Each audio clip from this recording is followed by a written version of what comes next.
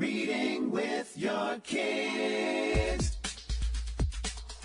Hola, ni hao, konnichiwa, assalamu alaikum, shalom, mahaba, moni wanji, namaste, jumbo, bienvenidos. Hi, my name is Jedley, and this is the Reading with Your Kids podcast. We are coming to you from the beautiful neighborhood of Reedville in the southwest corner of Boston, Massachusetts. We are so delighted and so very honored that you're joining us in our mission to help families grow closer through reading. Please be sure to tell all of your family and friends about the show. And please subscribe to the show on the iHeartRadio app, on Spotify, Apple Podcasts, Amazon Music, Good Pods, Podcast Addict, Stitcher Radio, wherever you find your podcasts. Our guests today are Kari Allen and G. Brian Karras. They're here to celebrate the boy who loved maps. Before we invite Kari and Brian into the studio, we want to let you know that this episode of the Reading with Your Kids podcast is brought to you by The Adventures of Harry and Friends, the wonderful picture book series by Sarah Belisa Tucker. Are you looking to inspire your kids' imagination, help them develop their moral compass, give them positive examples that they can see and hear, prepare your kids for life's real challenges? Well, you absolutely want to pick up your copies of The Adventures of Harry and Friends. This is a 7-book picture book series that you and your kids are going to absolutely adore. I had a chance to visit Sarah's booth at the Florida Homeschool Convention, and wow, people were absolutely thrilled to meet Sarah, to see her books, to see this giant inflatable Harry at her booth. You're going to love the books. There's 7 books all together in the series, and they're just a super way to have a really comfortable and powerful conversation with your kids about the values that you want them to carry on. Check it out today, The Adventures of Harry and Friends by Sarah Belisa Tucker. I am so very excited. We're talking today about something that a lot of people probably aren't familiar with, a thing that was really important in my life that has kind of become obsolete, but we hope to bring it back in style. Please welcome to the show the author and the illustrator of The Boy Who Loved Maps, the author Kari Allen. Hey, Kari, how are you? I'm well, thank you. How are you? I'm wonderful, and I want to introduce also the illustrator, G. Brian Karras. Hey, Brian. Hi. I'm excited to have you both on. As I said, maps was something, I must have been weird because I really loved maps. And I remember being able to stare at a map for hours because it was like a launch pad for my imagination. Mm. You know, it was just something I could look there, and whether I was planning a trip or not, I could just look at a map and think, wow, I wonder what it's like going here, going there, traveling down this road, traveling down that road. Tell us, Kari, what was your inspiration for writing The Boy Who Loved Maps? Sure. So the inspiration comes from my oldest son, who loved maps when he was little, and still does, actually. And so he would draw them all the time, and asked me to pull stuff up for him online so we could copy, and wanted to make his own maps. And so one day I was watching him, and I just happened to call him my map maker, and I said, oh, that could be something there, as I try and hold on to ideas before they float away. And so that was kind of the start of the story. But since then, so many people have come up to me after the publication of the book and been like, I love maps. I loved maps. I was a kid who loved maps. So that's been really cool to hear, that he wasn't alone in that sort of passion of his. That's really neat because, as I kind of alluded to in the introduction, maps have gone out of style in the age of GPS and websites like MapQuest and all these other, turn-by-turn direction applications. There's a lot of folks out there who aren't familiar with what a map is and certainly aren't familiar with how to use it. Yeah, I can definitely see that. And it's interesting because we're actually embarking on a cross country road trip in a couple of days, my family.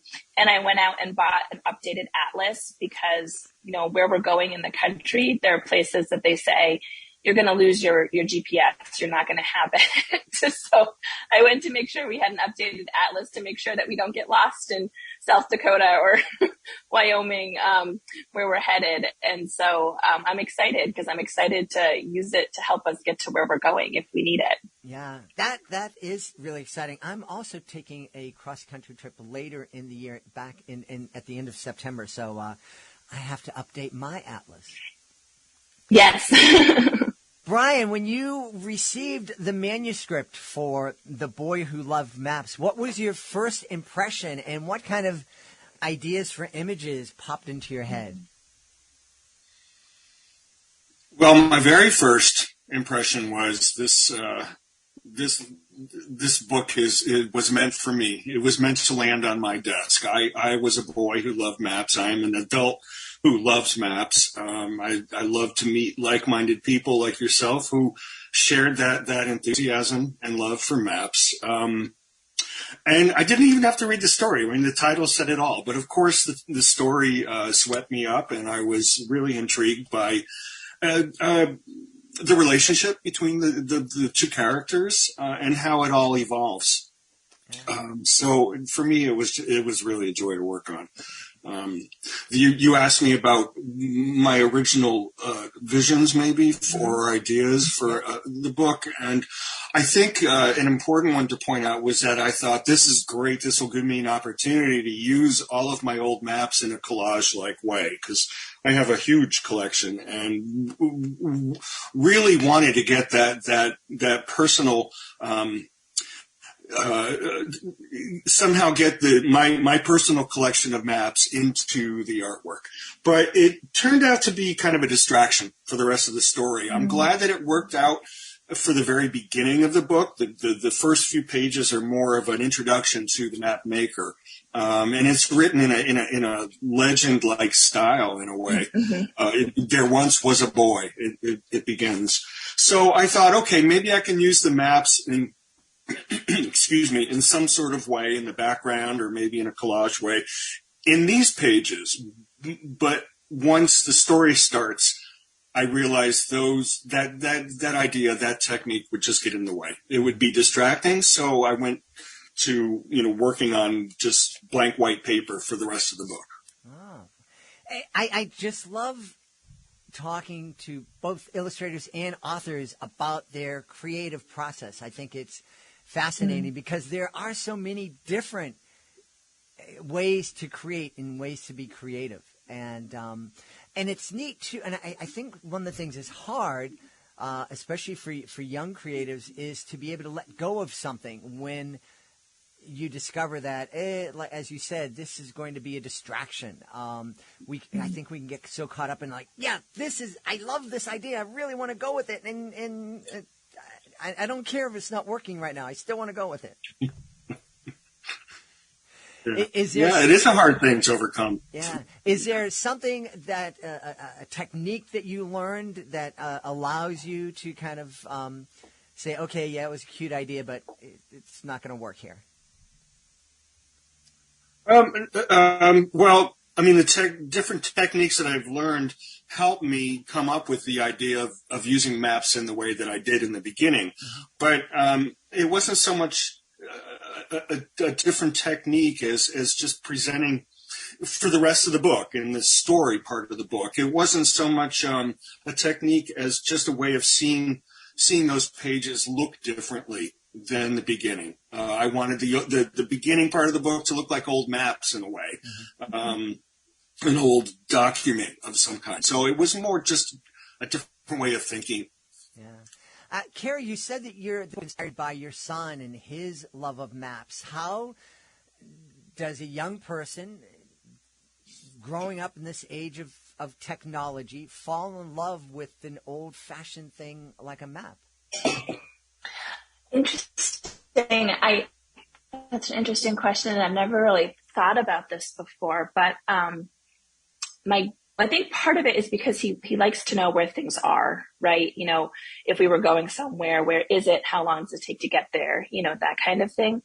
But I think a lot of it actually stemmed from when we visited my grandmother, and she was at the stage where she liked to give things every time we showed up.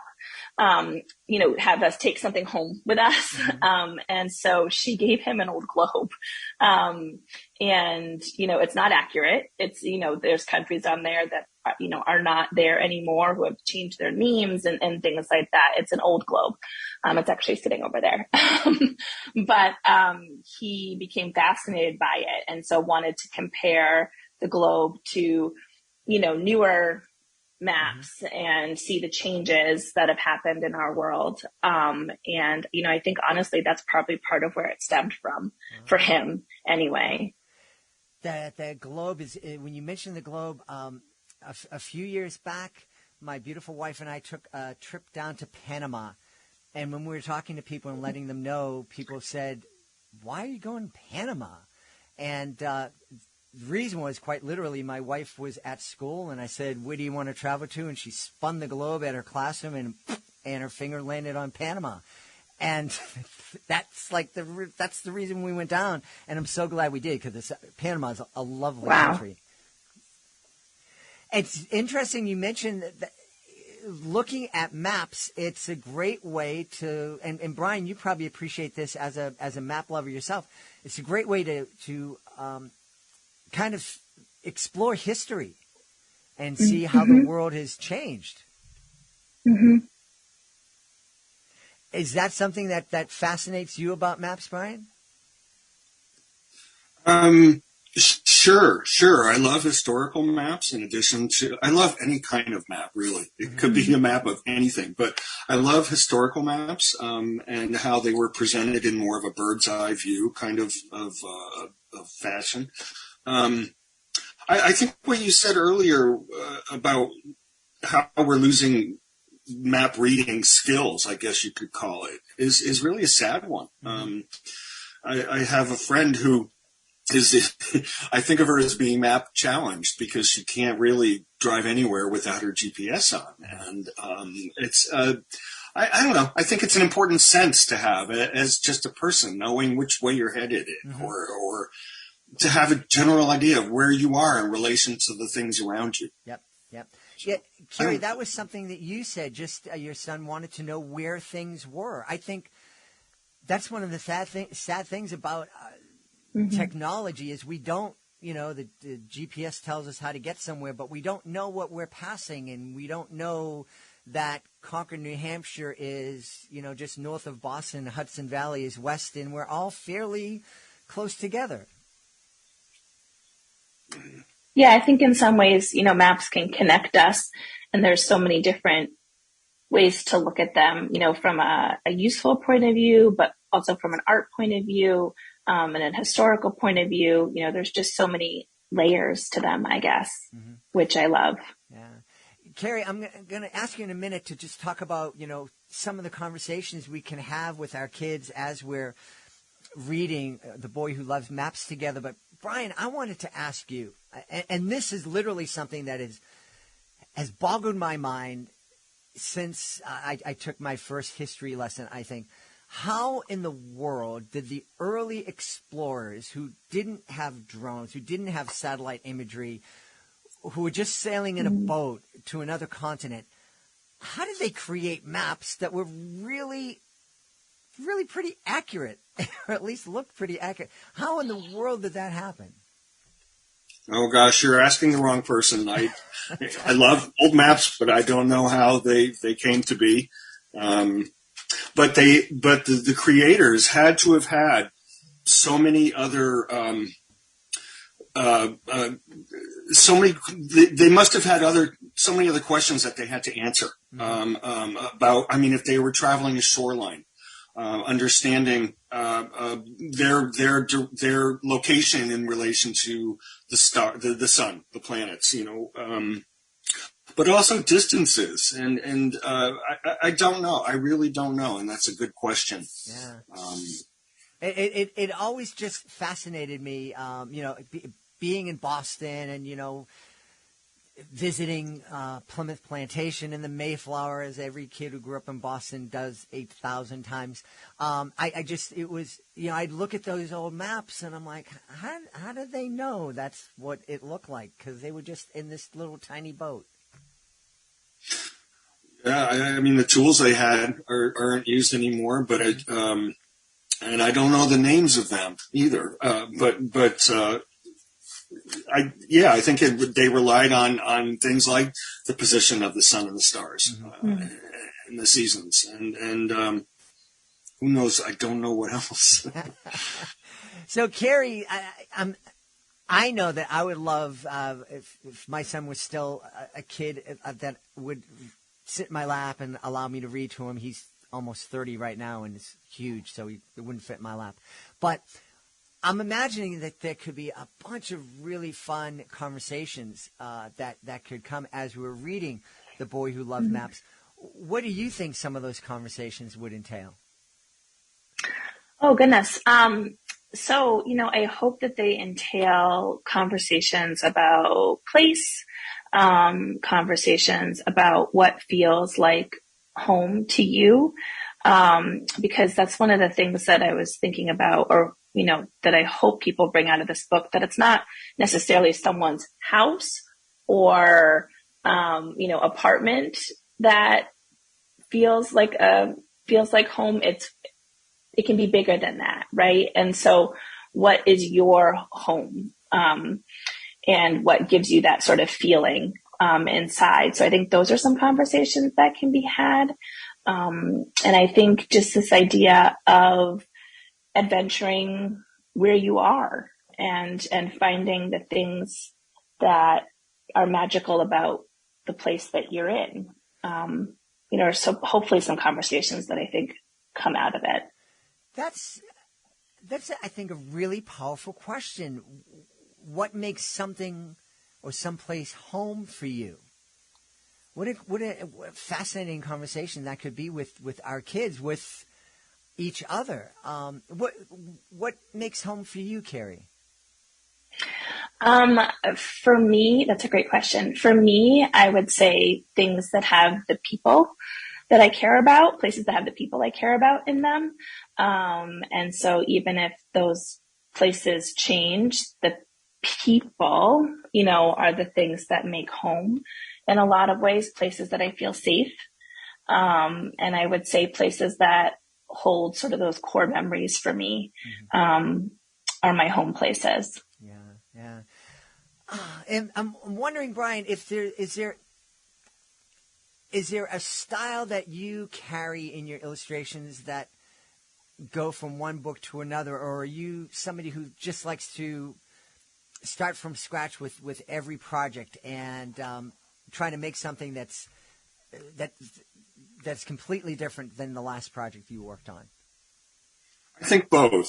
I always strive for making each book different, and that's my starting place, because really every story that I get is different, unless it's kind of a sequel, obviously, that the consistency is more important.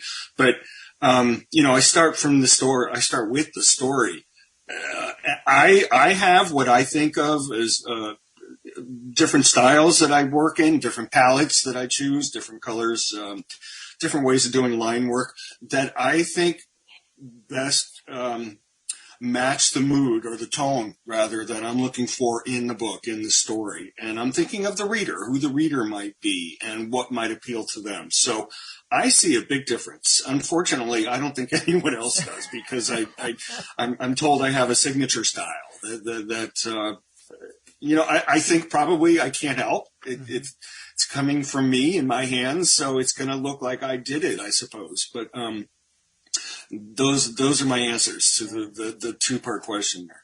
Is that something that you would suggest to young illustrators coming up to, as you're creating the images, think about the reader, or think about the person who's going to be experiencing these images with the story? Well, I think it would. Yeah, I would. But I also think, since you mentioned that I'd be speaking with young illustrators, that they do need to think about the how to sell their work. And, if their portfolio is different from one page to the next, whoever is looking at it is not going to have a clear idea of what that artist can do, even though it looks like this artist can do everything. It's good to have a focus. It's something that art buyers can latch onto when they see your work. Mm-hmm, mm-hmm. And that, I'm really happy that you shared that, because I think so many people who jump into the creative world, whether it's as an illustrator, a painter, an artist, a writer, a musician, they think about themselves as an artist, and they are artists. But if you want to make a living at doing something, you also need to think of yourself as a business person and go into the someone that I was very, very lucky that when I entered the world of performing magic, my mentor sat me down and said, okay, Jedley, you're going into show business. Now, that's two words, show and business. And you might notice that business is the bigger of the two words, because if you don't take care of business, there ain't going to be no show. And I immediately went out and bought a couple of business books, and it was the best investment I had made. Kari, you told me that this was The Boy Who Loved Maps was the first book that you sold. Mm-hmm. What was that feeling like when you received that contract for the first time? Totally surreal. This is something I'm a teacher. I'm a second grade teacher. But I've always wanted to write children's books. It's something that I've, always loved and had a passion for. In college, I would visit the used bookstore, in Northampton. I went to Smith, in Northampton, and paw through the children's section and just, spend my money on used children's books. And, it's something that I use picture books in my classroom every day. And so having the opportunity to have my name on a picture book and have my name on a picture book with someone as prolific as Brian is just, a dream come true. And so I got the call from my agent. We were driving, I was picking my mat maker up from school. He was in second grade, and, I was driving down the school road, and she called me, and I had to pull off the road because my hands were shaking, on the steering wheel. And, she told me that Ann Schwartz wanted the book. And, I just was like, how is this even a possibility? Because for me, it's something I've been working towards and working on for a long time, and some people get the call right away, and, it didn't come right away for me. And that's totally okay. It was the process. I needed the map, right? I needed the right map to get me there. And I found it. So, it was definitely a surreal experience to get that first call. Well, I am so glad you got that call. I'm glad you pulled over the side of the road and didn't have an accident. I was hands free, but still, I still had to pull over because I was like,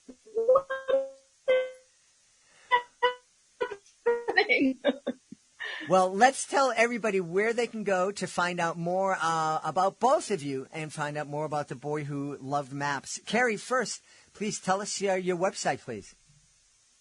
Oh, so my website is all one word, KariAllenWrites.com.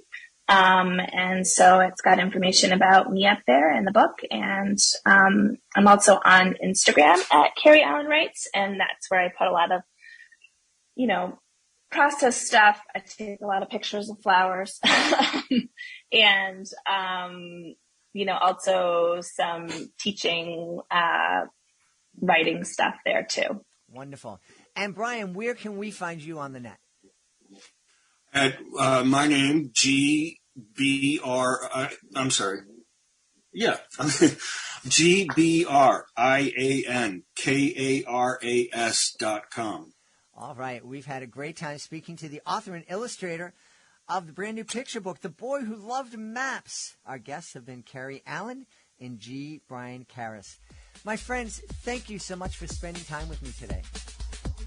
Thank you for having us. You, Jed Lee.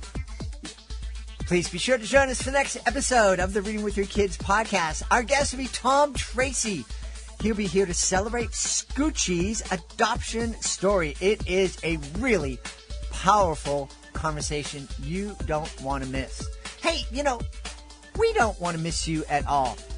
We don't want you to miss an episode of the podcast. That's why we encourage you to subscribe to the show on the iHeartRadio app, on Spotify, Apple Podcasts, Amazon Music, wherever you find your podcasts. You can find the Reading with Your Kids podcast. We would love it if you could also connect with us on social media. Facebook.com/readingwithyourkids, at Reading With Your Kids on Instagram. We have a great Reading With Your Kids page on Pinterest. On Twitter, our handle is @JedleyMagic. And of course, we would love it if you could visit our website, readingwithyourkids.com. Click on the contact button at the top of the page to let us know what we're doing right. Let us know what we could be doing better. Let us know who you would like to hear on a future episode of the podcast. And you can also sign up for our free newsletter. I want to thank the folks who made today's show so wonderful. Of course, we want to start by thanking our guests, Kari Allen and G. Brian Karras. Please be sure to check out The Boy Who Loved Maps. Also want to thank our sponsor, The Adventures of Harry and Friends by Sarah Belisa Tucker. I want to thank my amazing team, Fatima Khan, Rory Grady, Nicole Bell Castro, Mirabella Q, Rain Pan. I want to thank my beautiful wife for all the support she gives me. Most of all, we all want to thank you. Thank you so much for taking the time to join us today. And as always, thank you so very much for taking the time to make the world a better place by reading with your kids. I'll be looking for you in the next edition of the Reading with Your Kids podcast.